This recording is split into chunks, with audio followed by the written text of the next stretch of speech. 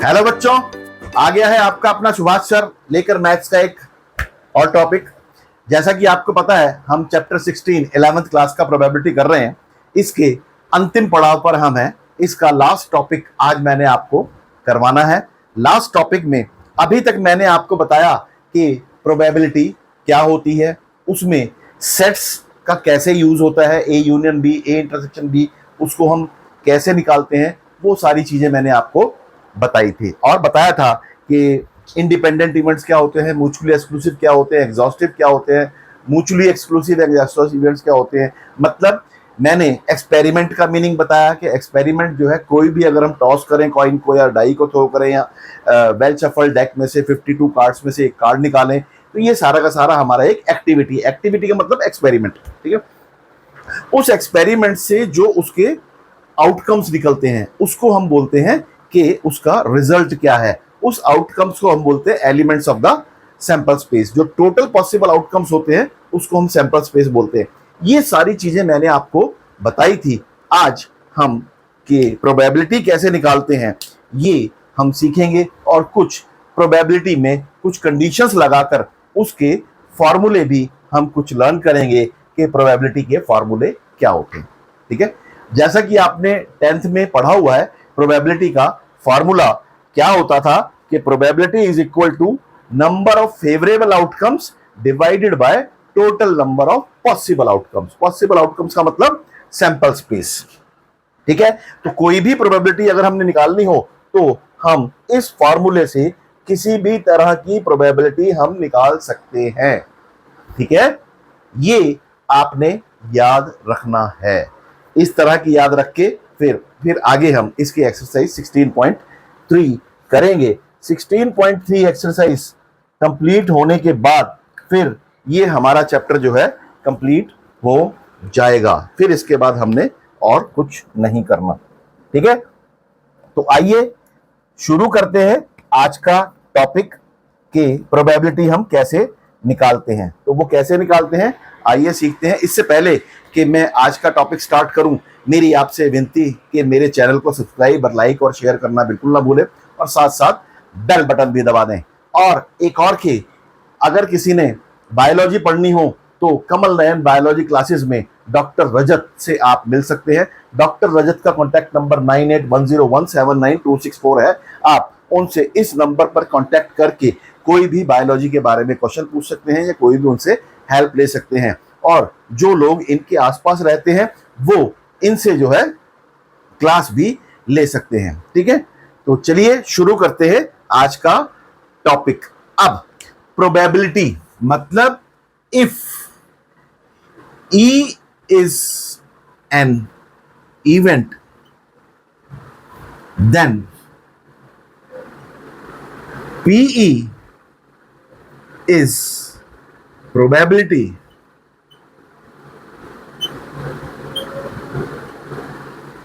of the event E। ठीक है, probability E को हम इवेंट E की प्रोबेबिलिटी बोलते हैं। इसको हम PE, probability of the event E बोलते हैं हम इसको। ठीक है, अब इसका जो फॉर्मूला होता है वो फॉर्मूला होता है NE डिवाइडेड बाय NS। ये आप फॉर्मूला याद रखो। NE का मतलब होता है number of favourable outcomes of E divided by total number of possible outcomes, and that is S। ठीक है, S को हम टोटल पॉसिबल आउटकम्स बोलते हैं और फेवरेबल को हम E बोलते हैं। तो प्रोबेबिलिटी ऑफ E का ये फॉर्मूला है। ये फार्मूला आपने 10th क्लास में पढ़ा हुआ है। इसको मुझे शायद आपको ज्यादा डिटेल में बताने की जरूरत नहीं है। अब इससे रिलेटेड अगर हमने क्वेश्चंस करने हो तो क्वेश्चंस जैसे मैं करूं, if a die is thrown then find probability of getting a number more than 4, 4 से ज्यादा नंबर आना चाहिए। अब एक डाई को अगर हम थ्रो करते हैं तो उसका सैंपल स्पेस क्या बनता है, ये बनता है 1 2 3 4 5 6। अब कह रहा है 4 से ज्यादा नंबर आना चाहिए, 4 से ज्यादा नंबर तो 5 और 6, तो NE here is equal to 2 और NS here is equal to 6। NE जो है 4 से ज्यादा नंबर जो है हमारा इवेंट जो है, E जो है इवेंट क्या है हमारा, number of favourable events. Favourable हमें क्या पूछा गया क्वेश्चन में, मोर देन 4। मोर देन 4 यहां पर 5 और 6 दो नंबर्स हैं, तो उनका काउंटिंग जो है वो 2 है और टोटल नंबर्स पॉसिबल आउटकम्स जो है वो 6 है। तो यहां पर 2 divided by 6, 2 divided by 6 is equal to 1/3 इसकी प्रोबेबिलिटी हो गई। ठीक है, और अगर मैं कहूं फाइंड प्रोबेबिलिटी ऑफ गेटिंग 6, सिर्फ 6 गेट करने की प्रोबेबिलिटी, 6 तो एक ही बार आएगा, तो एक number of favourable divided by total 6, तो 1/6। इस तरह से हम कोई भी प्रोबेबिलिटी निकाल सकते हैं। इसके हम बहुत सारे क्वेश्चंस करेंगे, अभी मैं इसको यहीं पर आपको सिर्फ फार्मूला लिखवाकर छोड़ रहा हूं और इससे आगे का मैं टॉपिक आपको समझाता हूं। आगे का टॉपिक जो है वो कुछ फॉर्मूले हैं प्रोबेबिलिटी से रिलेटेड, वो फॉर्मूले जो है आपने लर्न करने हैं। सारे फॉर्मूले एक बार लर्न कर लो और उसके बाद फिर हम आगे चलेंगे। ठीक है, अब यहां पर लिख रहा हूं मैं फॉर्मूले।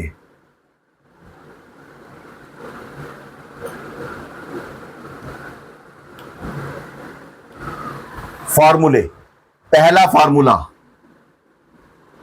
प्रोबेबिलिटी ऑफ E, वो मैं लिखवा दिया आपको, NE डिवाइडेड बाय NS, ये नोट कर लो। इसको मैं यहां पर favourable outcomes divided bye sample space, divided by sample space, ये फॉर्मूला होता है। फिर सेकंड फॉर्मूला है P E union F। E और F अगर कोई दो इवेंट्स हैं तो इसको हम E यूनियन F को P E और F भी लिखते हैं, P E और F भी लिखते हैं। यहां पर is equal to PE plus PF, मतलब E union F is equal to PE plus PF होगा if E and F are mutually exclusive events. अगर E और F म्यूचुअली एक्सक्लूसिव इवेंट्स है तो इसका ये फॉर्मूला होगा, और ये इज इक्वल टू होगा PE plus PF minus PE intersection F if E and F are not mutually exclusive events. ठीक है, ये एक है और ये एक है। ठीक है, ये इसके लिए है और ये इसके लिए है, तो ये दो फॉर्मूले हैं PE यूनियन F के। आपने अगर म्यूचुअली एक्सक्लूसिव है तो ये फॉर्मूला लगाना है, नॉट म्यूचुअली एक्सक्लूसिव है तो ये वाला फॉर्मूला लगाना है। तीसरा एक फॉर्मूला है PE intersection F। PE intersection F को इज इक्वल टू हम लिखेंगे PE एंड F। ये बहुत इंपॉर्टेंट चीज है, यूनियन में और आता है और इंटरसेक्शन में एंड आता है, मतलब P भी और PF भी। यहां पर PE या PF, ये आपने बहुत इंपॉर्टेंटली ध्यान देना है। ये इज इक्वल टू होता है PE इंटरसेक्शन F, मतलब कॉमन एलिमेंट्स। इसको कॉमन एलिमेंट्स बोलते हैं। मतलब जो दोनों में कॉमन होगा हम वो लिखेंगे। मतलब पीई भी और पीई एंड एफ, यहां पर जहां पर एंड वर्ड आ जाए वहां पर इंटरसेक्शन यूज करना है, जहां पर और वर्ड आ जाए वहां पर आपने यूनियन का यूज करना है। और इसमें एक और चीज है कि इसको एक और लिखते हैं हम P A into P F PE, PE into P F. एक और यहां पर फॉर्मूला है कि if E and F are independent events.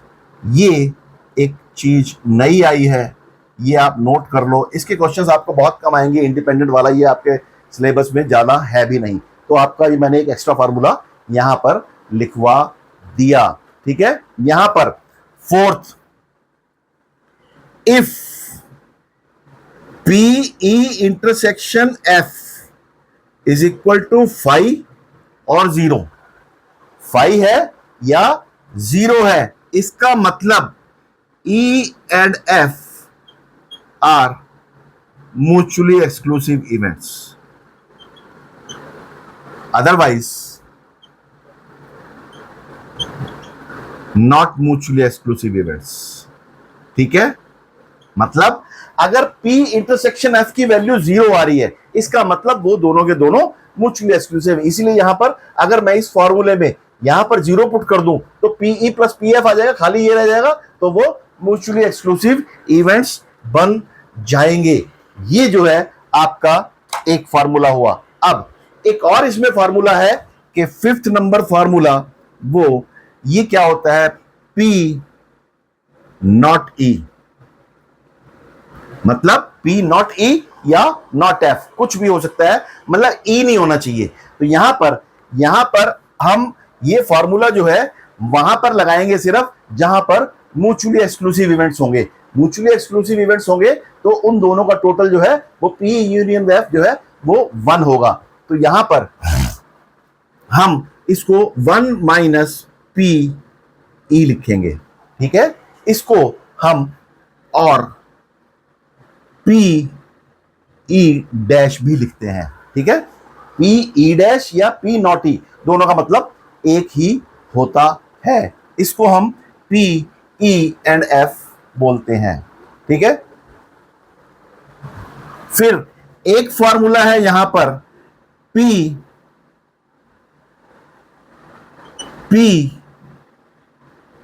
Not E intersection not F। ठीक है, मतलब not E not F is equal to, हम इसको P नॉट E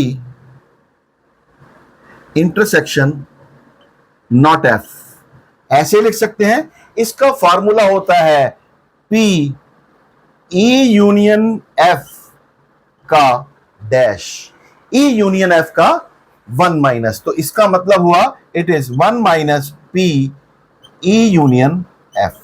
ठीक, ये मैंने लिखा था नॉट का मतलब डैश में, डैश का मतलब 1 माइनस PE होता है। अगर इनमें सारे को PE मान लो तो ये 1 माइनस PE फॉर्मूला हो जाएगा। सेवंथ एक और फॉर्मूला है कि अगर यहां पर PE dash union F dash है, समय इंटरसेक्शन है तो यहां पर यूनियन हो जाएगा, सॉरी यहां पर हाँ इंटरसेक्शन है, तो इसको P not E union not F, इसको ऐसे भी लिख सकते हैं। और इसका फॉर्मूला होगा P E इंटरसेक्शन F का डैश। ये जो है मतलब इंटरसेक्शन वाला अलग अलग का नॉट है तो कंबाइंड यूनियन बन जाएगा नॉट, और अलग अलग यूनियन का नॉट वाला यूनियन है तो वो कंबाइंड इंटरसेक्शन का नॉट वाला फॉर्मूला बन जाएगा। ये जो है इसके सारे फॉर्मूले हैं। ये फॉर्मूले जो है आप नोट कर लो। इन फॉर्मूलों को नोट करने के बाद फिर मैं आपको कुछ क्वेश्चंस इसके करवाऊंगा और उसके बाद फिर हम आगे बढ़ेंगे। ठीक है, नोट कर लो।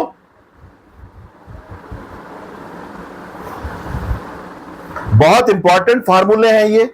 इन फार्मूलों को आप एक्सरसाइज, इस तरह के क्वेश्चंस आपको एग्जाम में बहुत आएंगे। आपसे जितना मैं प्रोबेबिलिटी का चैप्टर मैंने पढ़ाया है उसमें म्यूचुअली एक्सक्लूसिव भी पूछा जा सकता है, नॉट म्यूचुअली एक्सक्लूसिव भी पूछा जा सकता है, एग्जॉस्टिव इवेंट से पूछा जा सकता है और इंडिपेंडेंट इवेंट से पूछा जा सकता है। ये फॉर्मूले भी पूछे जा सकते हैं, पी नॉट ई भी पूछा जा सकता है, प्रोबेबिलिटी ऑफ एन इवेंट भी पूछा जा सकता है। ये बहुत ही इंपॉर्टेंट टॉपिक है। आपने शायद ये सारा कुछ नोट कर लिया होगा। अब मैं इससे आगे जो है आपको फार्मूले और थोड़े से कुछ फार्मूले हैं वो भी मैं आपको लिखवा देता हूं। उसके बाद फिर हम इसमें एक्सरसाइज की तरफ मूव करेंगे। एक्सरसाइज भी इसकी बहुत ही इंटरेस्टिंग एक्सरसाइज है। मैं कोशिश करूंगा एक्सरसाइज के भी मैं आपको मैक्सिमम क्वेश्चंस करवा दूं।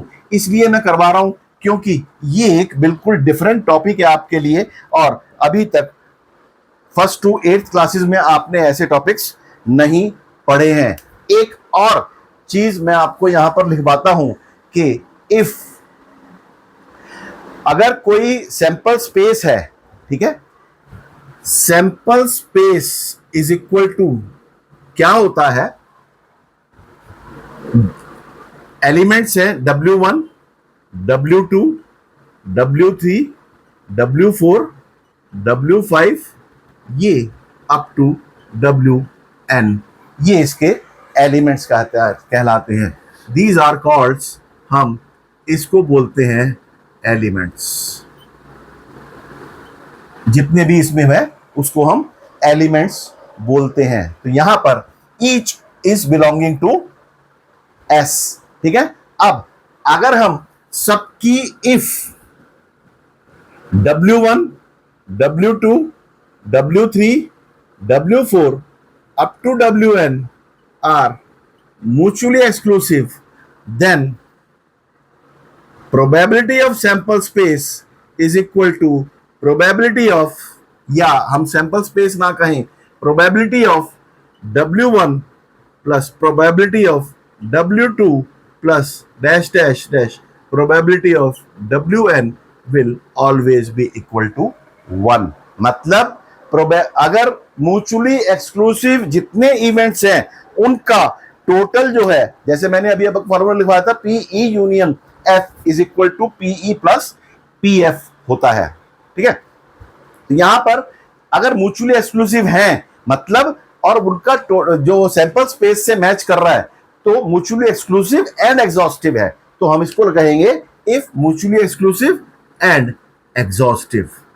मतलब एग्जॉस्टिव भी है। एग्जॉस्टिव का मतलब कि उनका sum is equal to sample space के इक्वल है, तो वो 1 उसका टोटल होगा। तो यहां पर PW plus P1 plus PE is equal to ये 1 होता है।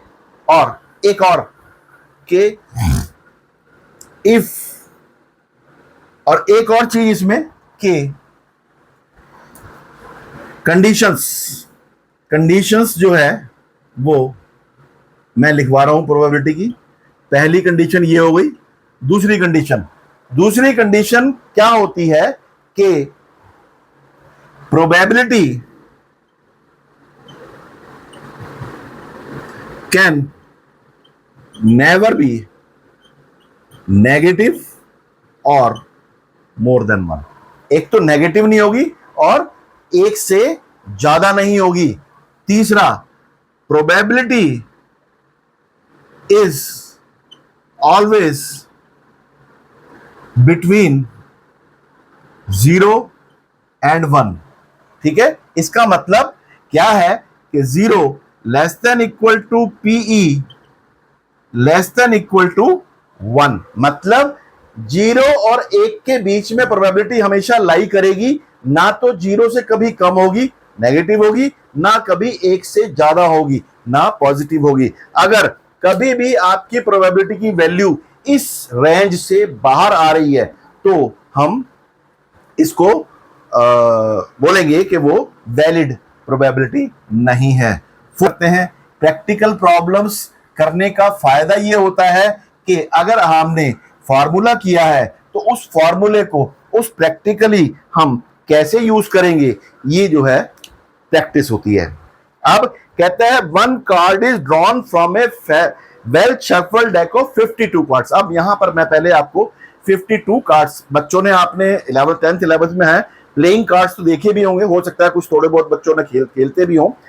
प्लेइंग कार्ड्स खेलने के लिए क्या होता है, there are total 52 cards, total 52 cards होते हैं। उसमें नंबर्स 1 to 13 होता है and each number has 4 cards. हर एक नंबर के 4 कार्ड्स होते हैं, तो वो टोटल जो है 13 into 4 is equal to 52 cards हुए। एक तो नंबर्स के हिसाब से 13 नंबर है, हर एक नंबर का 4 कार्ड्स हैं। अब वो 4 types of cards, 4 types of cards होते हैं। एक होता है spade, club, spade, club, diamond and heart. जिन बच्चों को शायद इनका हिंदी मीनिंग नहीं पता, मैं हिंदी मीनिंग यहां लिख देता हूं। स्पेड को हम चिड़ी बोलते हैं, क्लब को हम हुक्म बोलते हैं, डायमंड को हम ईंट बोलते हैं, डायमंड को हम ईंट बोलते हैं और हार्ट को हम पान बोलते हैं। हिंदी में आप लोगों ने पढ़ा होगा चिड़ी का पत्ता, ईंट का पत्ता, हुक्म का पत्ता और पान का पत्ता, इस तरह के। अब ये जो है, अब कलर्स, 2 कलर्स होते हैं इसमें, एक रेड कलर होता है और एक ब्लैक कलर होता है। तो ये स्पेड के 13 कार्ड होते हैं, क्लब के 13 कार्ड होते हैं, डायमंड के 13 कार्ड होते हैं और इसके भी 13 कार्ड होते हैं। मतलब हर 1 to 13 नंबर का 4-4 कार्ड्स होते हैं। ठीक है, 4-4 कार्ड्स होते हैं, एक स्पेड, एक क्लब, एक डायमंड और एक हार्ट। अब एक स्पेड जो है हर 13 नंबर के एक स्पेड होगा, 1 spade, 2 spade, 3 spade, 4 spade, 1 club, 2 club, 3 club, 4 club, इसी तरह से सारे के सारे ये 13 नंबर्स होंगे। दूसरा, ये दोनों जो है हार्ट और डायमंड, ये दोनों रेड कार्ड्स होते हैं और ये दोनों जो है ब्लैक कार्ड्स होते हैं। ये ठीक है।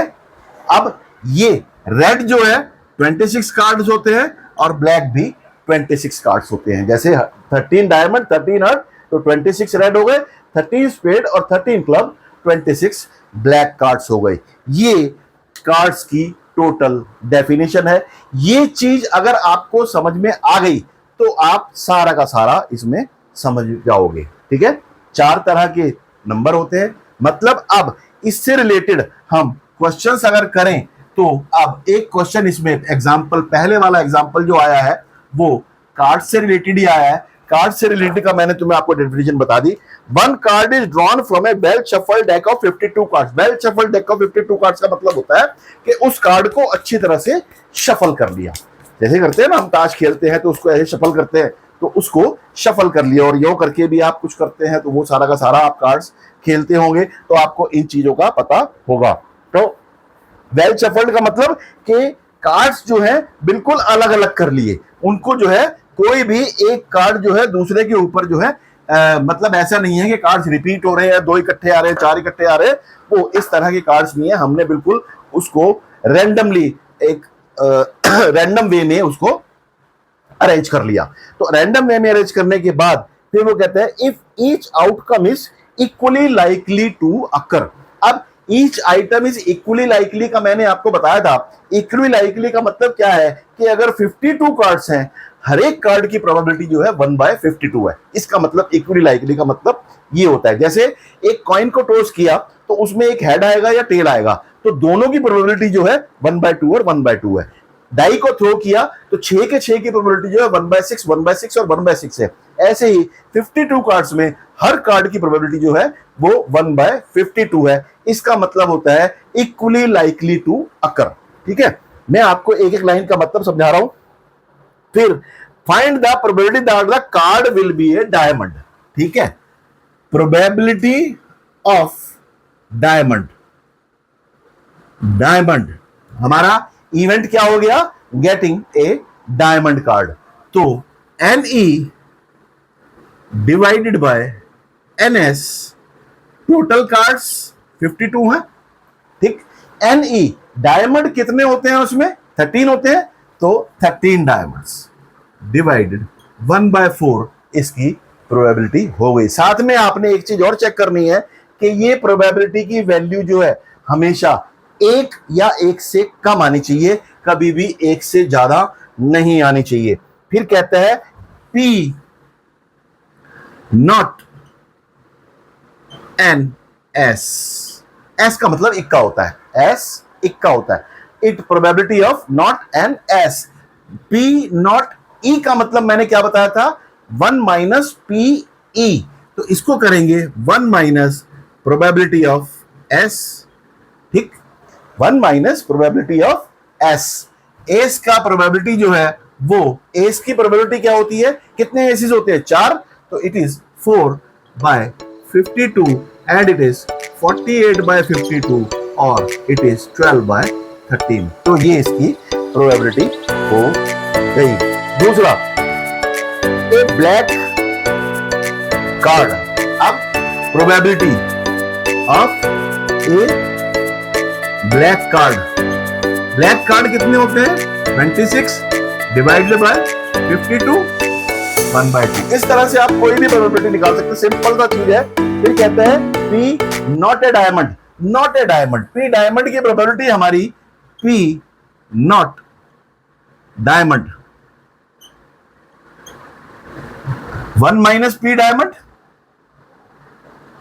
और P डायमंड हमारा 1/4 है, तो 1 माइनस 1/4 3/4 आपका P नॉट ए डायमंड हो गया। P not a black card, P not black. Not black का मतलब हाफ है, तो 1 minus P black, that is 1 minus half is equal to half. ये जो है फॉर्मूले, जो मैंने अभी तक आपको फॉर्मूले लिखवाए हैं, सिर्फ उन्हीं फॉर्मूलों का मैं इस्तेमाल कर रहा हूं और प्रोबेबिलिटीज को निकालता जा रहा हूं। प्रोबेबिलिटी का फॉर्मूला और जो फॉर्मूले लिखवाए हैं वो मैं यूज कर रहा हूं, और कुछ भी नहीं मैं कर रहा इसमें, ठीक है। क्वेश्चंस मैं अब बहुत जल्दी जल्दी करवाऊंगा, क्योंकि मैंने ये 16.3 एक्सरसाइज पूरी की पूरी मैंने आपको आज करवानी है, ठीक है।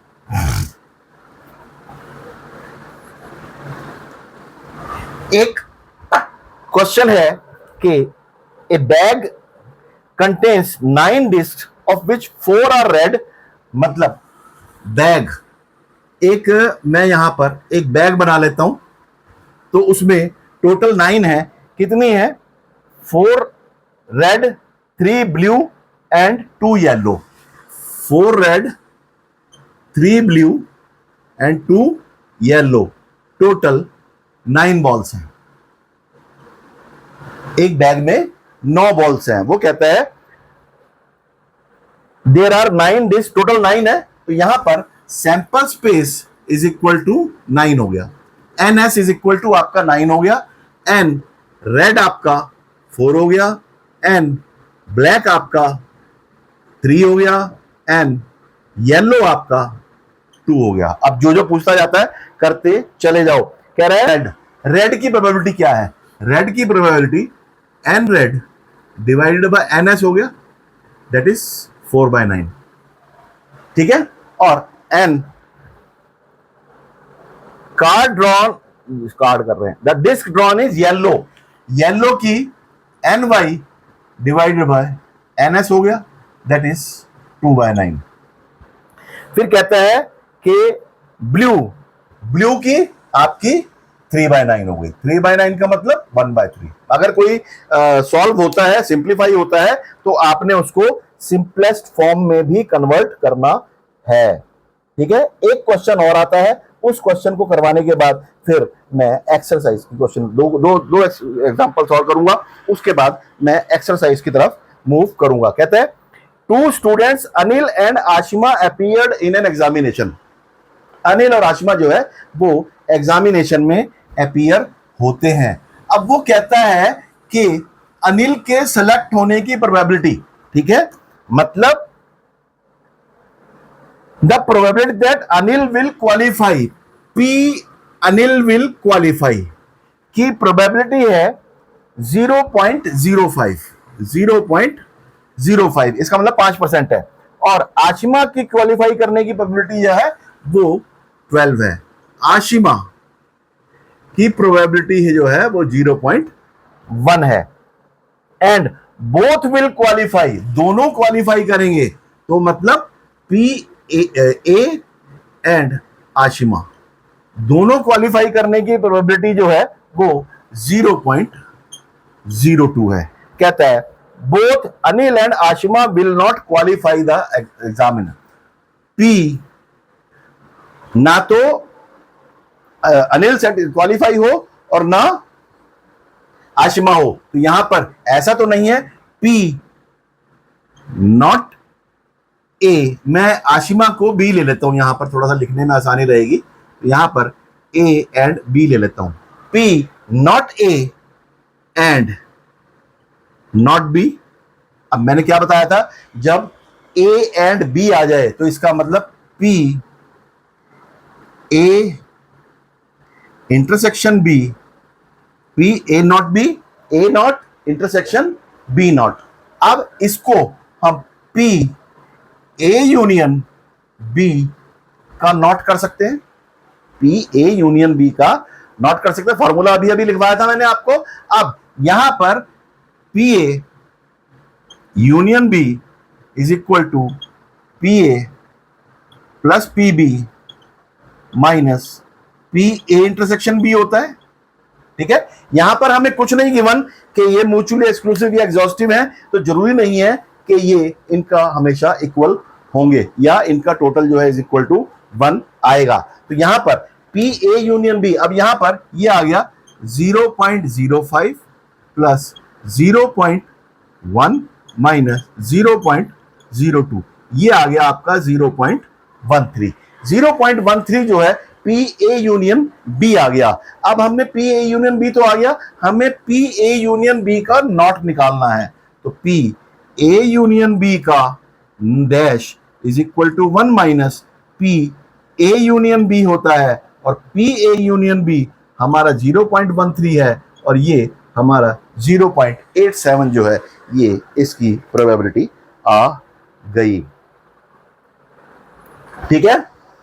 अब इसके बाद पूछता है find the probability of at least one of them will not qualify, ठीक है, कम से कम उन दोनों में से एक सिलेक्ट नहीं होगा, मतलब या तो ए सिलेक्ट होगा या बी सिलेक्ट होगा, ठीक है, दोनों में से एक सिलेक्ट होना चाहिए, at least one of them will qualify. तो यहां पर probability of A and probability of B not, ठीक है, probability of A and probability of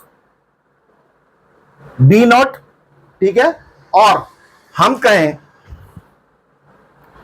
और probability of E not and probability of B not, B B, ठीक है, ई ए और B है यहां पर, ठीक है, या तो ए सिलेक्ट हो जाए बी ना हो, या ए ना हो बी सिलेक्ट हो जाए, तो P A minus P A intersection B लिख सकते हैं, ठीक है, और इसको हम P B minus P A intersection B लिख सकते हैं, ठीक है।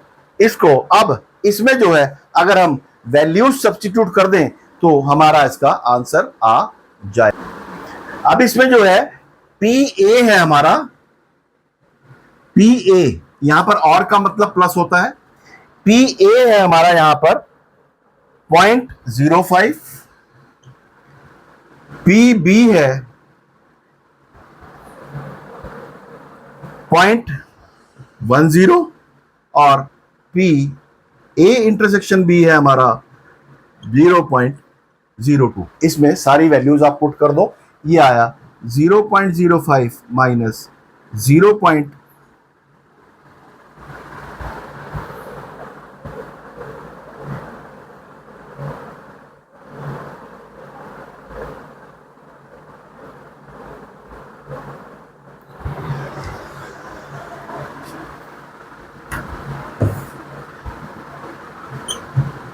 ये आया 0.05 पे इंटरसेक्शन बी जो है P 0.02, इसको 02 है, और प्लस P 0.1 माइनस 0.02, ये आया 0.03 प्लस 0.08 और इज इक्वल टू 0.11। ये जो है ये इसका आंसर हो गया। अब इसमें एक और क्वेश्चन आता है, वो क्वेश्चन क्या है, आज जो है मेरे एग्जाम्पल्स ही हो पाएंगे, कल जो है अगली क्लास में मैं आपको इसका वो करवाऊंगा एक्सरसाइज। तो आज की क्लास हम यहीं खत्म करते हैं और इसके बाद फिर मैं आपको कल एक्सरसाइज 16.3 के क्वेश्चंस करवाऊंगा, उसके बाद फिर हम इस टॉपिक को फिनिश कर देंगे। जाने से पहले फिर मेरा एक संदेश कि मेरे चैनल को लाइक, सब्सक्राइब और शेयर करना बिल्कुल ना भूलें, और साथ साथ बेल बटन भी दबा दें। और जाने से पहले फिर वही एक मेरा संदेश, मैथ्स को रटना नहीं है, मैथ्स को समझना है। इसीलिए मैथ्स को रटो मत, पढ़ते रहो, आगे बढ़ते रहो और मुझसे सवाल पूछते रहो। Thank you very much and good luck to you all.